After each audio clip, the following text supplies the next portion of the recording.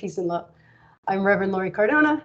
I'm here with my beloved Goddess Lisa, Rev Lisa Benton. We'd like to discuss with you a Miracles with a Twist conversation that took place quite some time ago. I believe it was back in 2020. Yep. But we're going to bring it to the forefront and dig deep and unpack. But first, as always, we'll begin by joining together, heart to heart, soul to soul, with a nice deep breath in. And exhale with our hand on our heart, giving thanks for this opportunity to be together, to be connected, to be a part of a spiritual community that is committed to rising higher, praying harder, loving steadily, forgiving readily, and continuously looking at how we can do better and be better.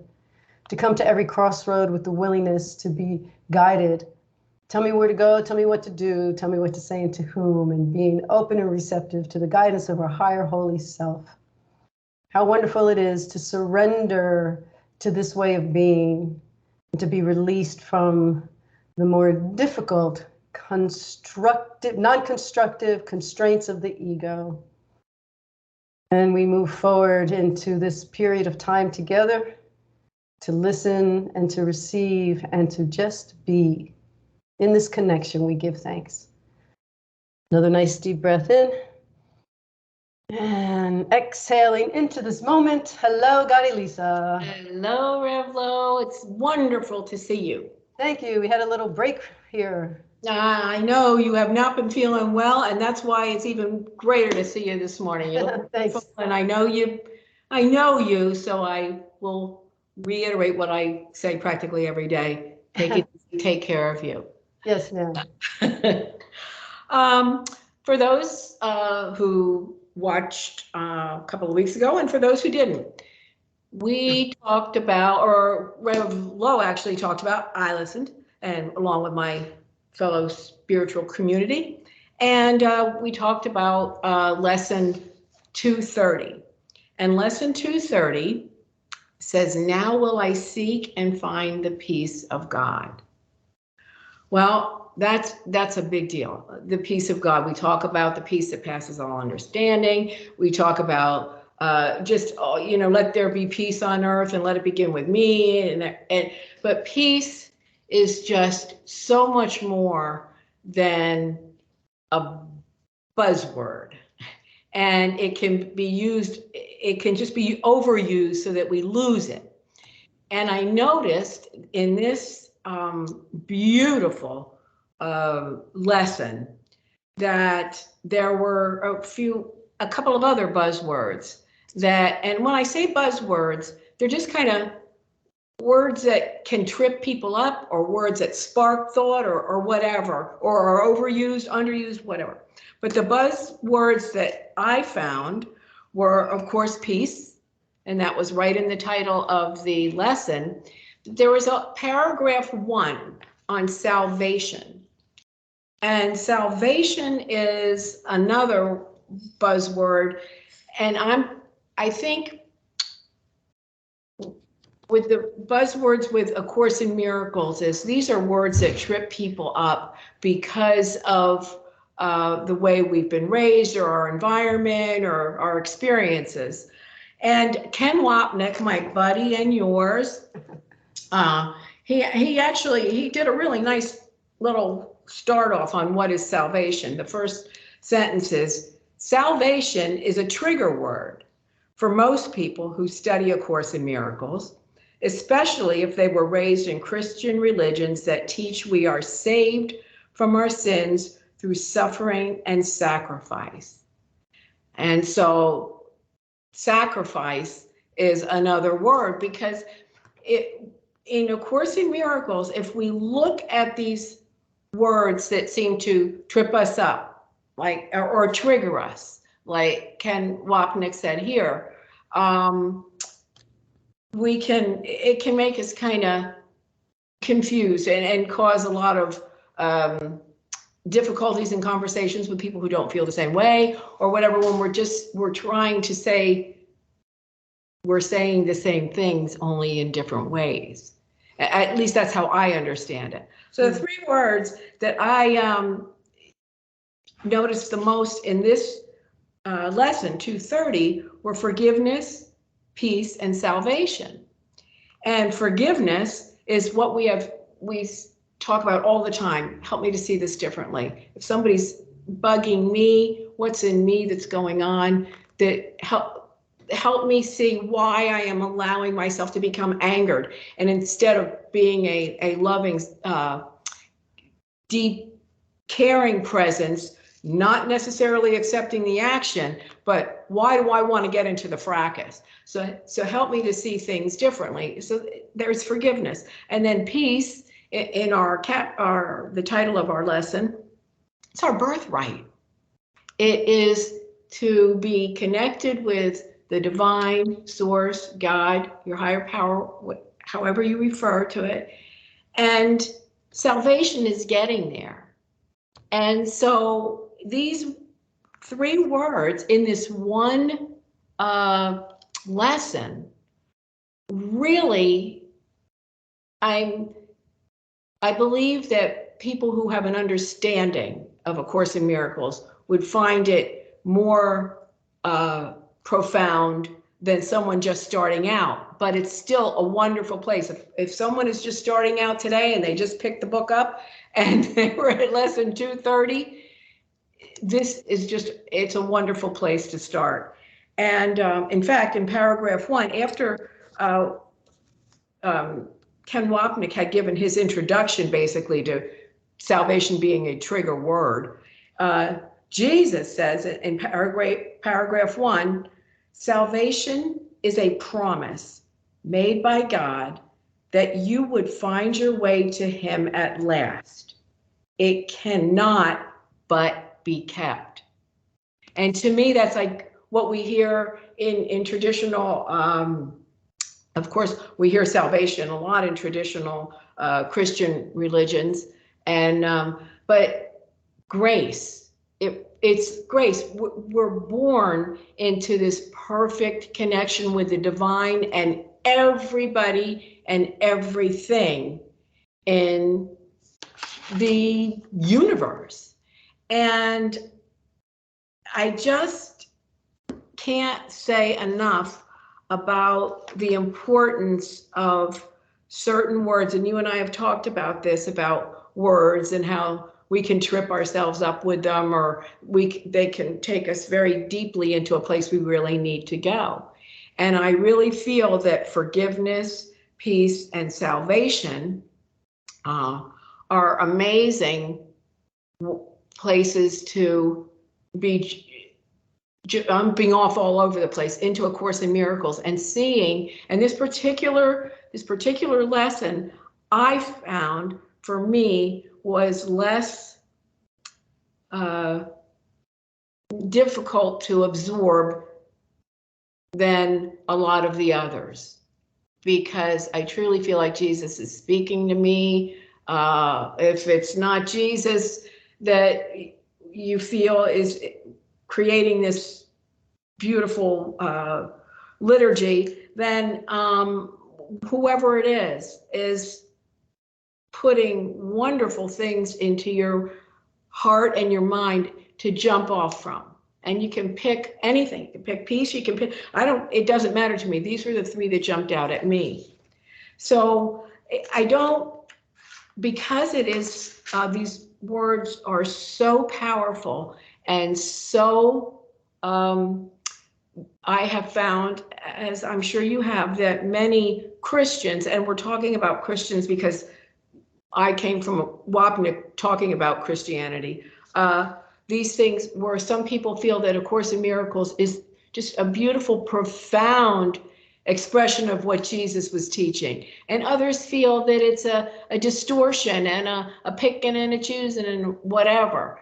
But this lesson, and just now will I seek and find the peace of God. The peace of God is in me. I need to seek it. I need to find it. And it's for me and God, not me and somebody else and God or whatever, not how somebody taught me years ago or whatever. My peace is this holy instant of knowing that I am more than this body here, that I'm here for a loving purpose, whatever that purpose is at the moment. So that's the way I feel about this chapter. I wrote all kinds of, it's got squiggles and notes and all that kind of stuff all over it. And I'm not going to forget it. And it's interesting because you know that I have, this is not my first rodeo here with A Course in Miracles. Right. It's not my first every single day going through the lessons. But this is the first time that I was like, this is like a mini Course in Miracles. Now, I'm not saying that everybody's going to feel that or everybody should run to 2:30 and figure, okay, well, I can do lesson 2:30 and then I'll know, A Course in Miracles. That's like picking out one of the stories in any holy scripture of any tradition or spirituality or whatever and go, okay, now I got it. This is it, and write a little 2 lines to myself so I never forget why I'm here and what life is all about. Right. So this is just a beautiful one. And the final paragraph, Jesus started out with that beautiful paragraph about what salvation is and that you cannot not get there. But I would like to end my talk with the final paragraph, which is paragraph 5 of lesson 230. And it says, the song of our rejoicing is the call to all the world that freedom is returned, that time is almost over, and God's Son has but an instant more to wait until his Father is remembered. Dreams are done. Eternity has shined away the world, and only heaven now exists at all. That's so beautiful. Isn't it? Yeah. That's what the whole chapter is on, and it's not one of the big chapters. We're in an area, sometimes they can be big. This is not one of them. It's just amazing. So there we are. Thank you. Yeah, thank you. I come back to that particular live stream because it was a really important, pivotal milestone in my life because the timing of it back in 2020, it was here in Florida between July and August. We were dealing with the highest rate of death in the country. There was so much stress. I was working in a nursing home, and it was during that time that I was also having the cyberbully experience on my live streams and on all my pages, and was having to dismantle things. And when we came to that lesson was such a reminder of the destiny of peace.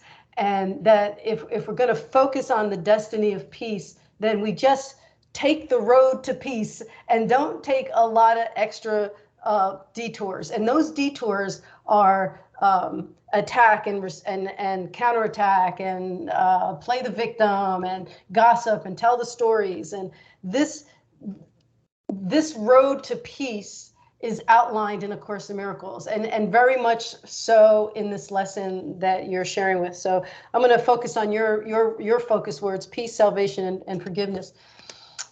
Interesting to note that in the clarification of terms, it doesn't talk about salvation or atonement, by the way, which seem to be used interchangeably throughout the Course, and we could talk about that another time.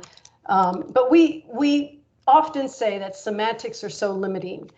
And when we use words that have previously been used in other contexts, such as Christianity, it's hard not to default to that meaning.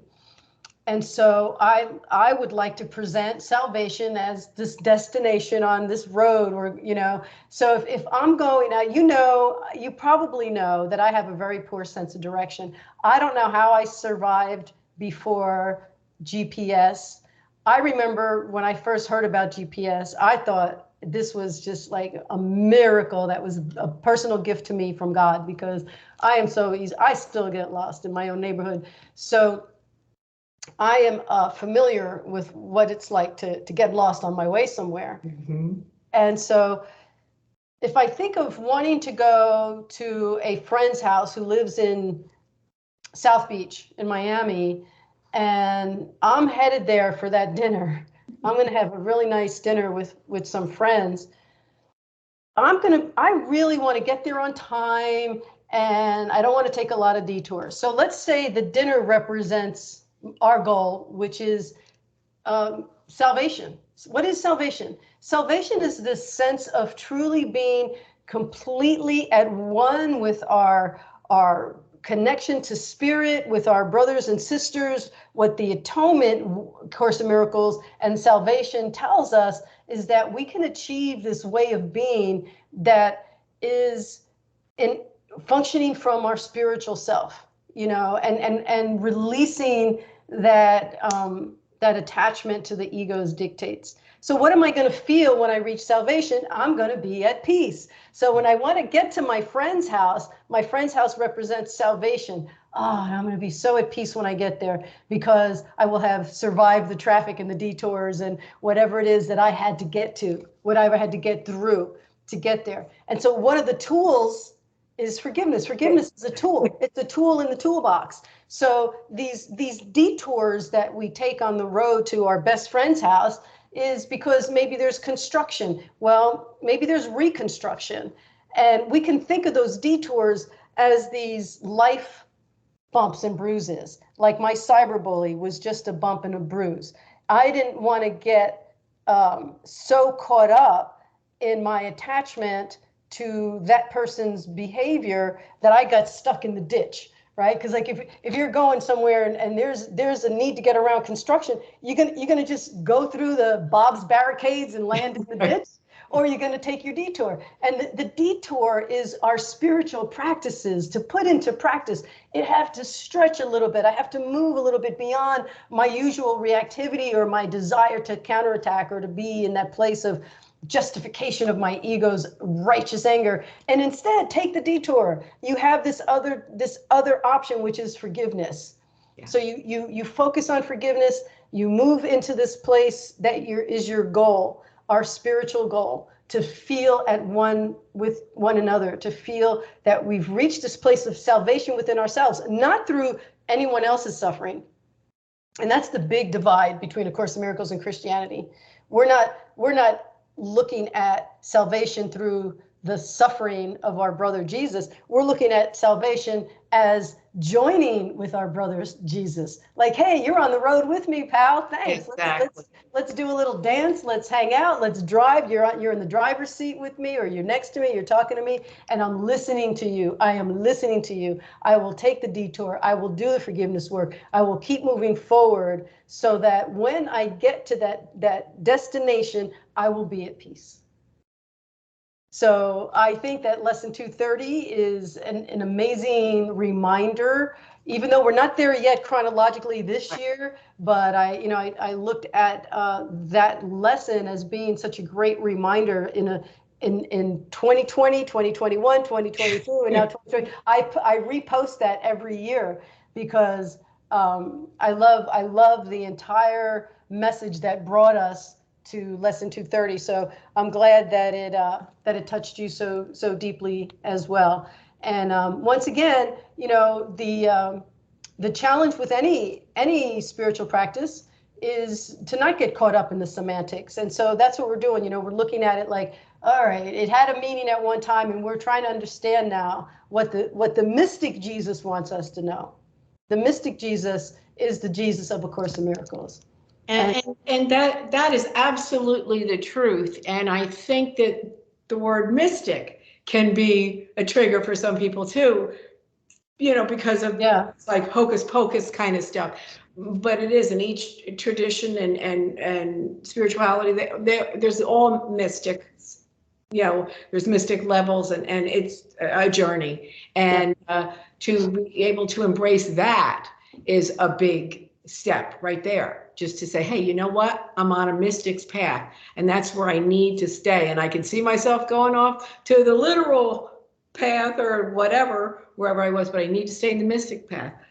My heart open, looking to be open to experience, because I can't make the experience happen. I just need to be open to it. Yes. And that's why, there's so much other stuff that we look at or read or hear, supplemental information that comes and we go, oh, that sounds like A Course in Miracles, but it might be a different way of saying the same thing. Exactly. But you know what? We read those books, like we share that Marabai book, and then we put it down. Course in Miracles, we don't put it down. We keep coming back to that because that's the ultimate, to me, it's like an alarm clock. It's the wake-up call we keep coming back to it and seeing more and more. It's like, aha, every time. I've been looking at lesson 230 for 30 years, and it can still be brand new. It can still be brand new. So thank you for bringing it up, and we will move forward this week into hopefully a new podcast on Thursday. Okay. And we'll see where we go with that. So it's good to see you. God bless you. And you'll give us a closing prayer. I got to talking. My closing prayer was supposed to be. I would love to hear it again. I was just going to say, I would love to hear that again. Yeah. I'm glad that you don't mind. I was hoping. Good. The song of our rejoicing is the call to all the world that freedom is returned, that time is almost over, and God's Son has but an instant more to wait until his Father is remembered, dreams are done, eternity has shined away the world, and only heaven now exists at all. Amen. Amen. Om Shanti, peace, shalom. Thank you so much. Thank you. See you soon. God bless you. Okay. Bye.